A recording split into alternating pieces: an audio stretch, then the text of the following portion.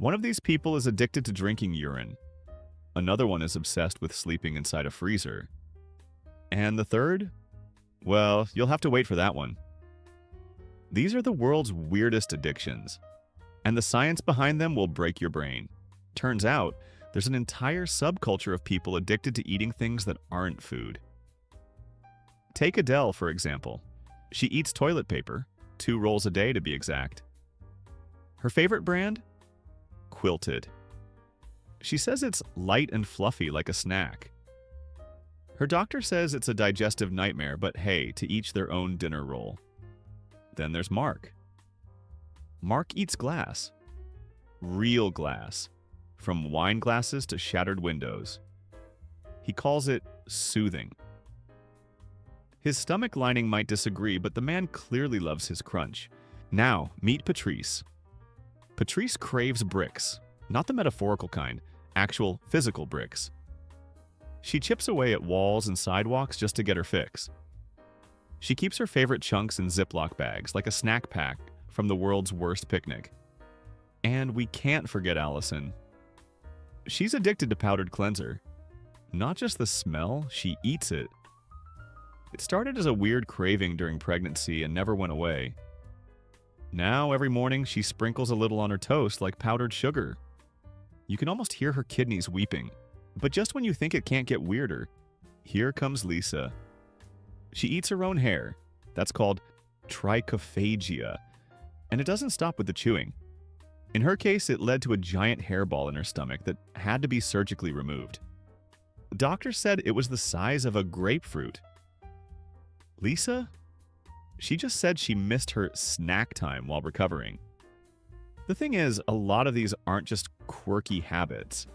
They fall under a condition called pica, a disorder where people crave and eat non-food items, sometimes for comfort, sometimes from stress, and sometimes for reasons science still hasn't fully figured out. But not all addictions are about eating. Some are about feeling something, or escaping everything. And that's when things get truly bizarre. Not every strange addiction goes through the mouth. Some go straight to the senses, and others straight to the pain receptors. Sandra is addicted to rubber. Not chewing it, wearing it. Head to toe. Raincoats, rubber gloves, boots, even rubber sheets. She says she feels safe and comforted wrapped in the stuff, like a hug from a tire. Then there's Devin. Devin can't function without the smell of mothballs. He keeps a stash in his car, in his coat pockets, even inside his pillowcase. He says it smells like childhood. Scientists say it smells like a chemical that can damage your liver. To each their own, I guess. Elaine has what can only be described as a burning desire for vapor rub. She smears it under her nose every hour, every day. Not because she's sick, just because she likes the tingle. At this point, even her dog avoids her on cold days. And now for Trevor, the man who takes high energy a bit too literally. He's addicted to getting shocked. With tasers, with electric fences, even with old TVs.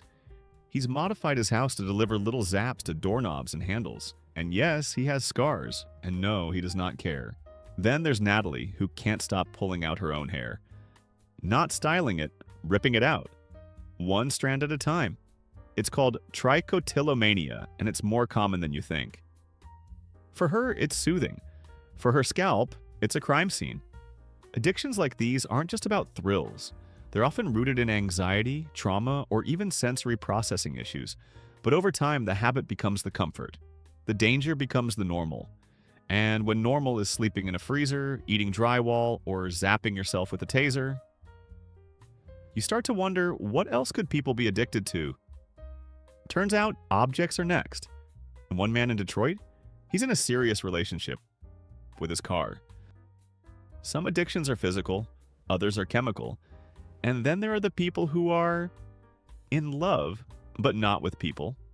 Meet Nathaniel. Nathaniel is in a long-term, committed relationship with his car. Her name is Chase, and he's been dating her for over 10 years. He kisses her, hugs her, sleeps next to her in the garage.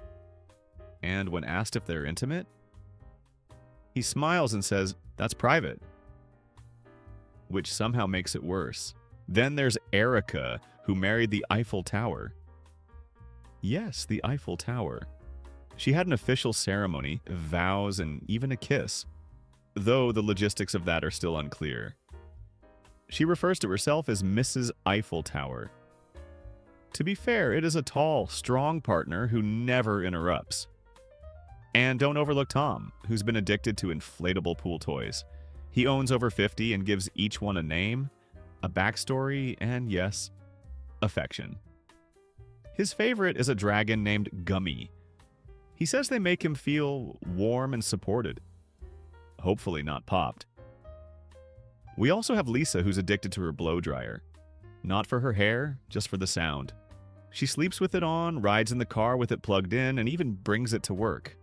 Her electric bill? Well, let's not talk about that. These aren't just quirks. Some of them fall under a rare condition called objectophilia, a psychological phenomenon where people form romantic or emotional attachments to inanimate objects. The object becomes a source of comfort, identity, even passion. But for others, the addiction isn't to an object, it's to a lifestyle, a ritual, a repetition. One woman can't stop pretending to be a baby. Another, she spent thousands on pretending to live in the Victorian era. And that's where this rabbit hole turns into a black hole. Some people get addicted to objects, but others, they get addicted to being someone else entirely. Let's start with Rachel. Rachel is a 30-something woman who lives like a baby. Not sometimes, all the time. She wears diapers, drinks from a bottle, sleeps in a crib, and pays a caretaker to read her bedtime stories. She says it helps her escape adult stress. Therapists say it may be rooted in trauma. The neighbors? They're just trying to mind their business. Then there's Edgar, who lives like it's 1887. Every day. Victorian clothing, candlelight dinners, handwritten letters, no electricity. He churns his own butter, walks around quoting Charles Dickens, and once tried to pay for groceries with a handwritten IOU. He says the modern world is too loud and too fast. And Wi-Fi? Never heard of her. Pamela is addicted to funerals. Not because she knows the people, she doesn't. She scans local obituaries, shows up in black, and weeps like she lost a cousin. She says the sadness gives her a sense of purpose, which is either poetic or terrifying. Trevor spends every waking moment acting like a dog, crawling on all fours, barking, begging for snacks, and sleeping in a giant crate. He even eats from a bowl on the floor. His friends tried an intervention once. He barked at them and rolled over. That was the end of that. And then there's Monica, who's addicted to cosplay, not the fun weekend kind. Every day she dresses up as a different anime character, complete with wigs, makeup, and a fully committed voice. She once did a full month as Sailor Moon. Her coworkers eventually stopped asking questions. These addictions blur the line between fantasy and function. They offer comfort, structure, identity, but they also raise a bigger question. When does obsession stop being a choice and start becoming a life?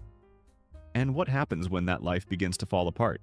For some people, their addiction becomes a lifestyle, but for others, it becomes an escape so complete they vanish from real life entirely.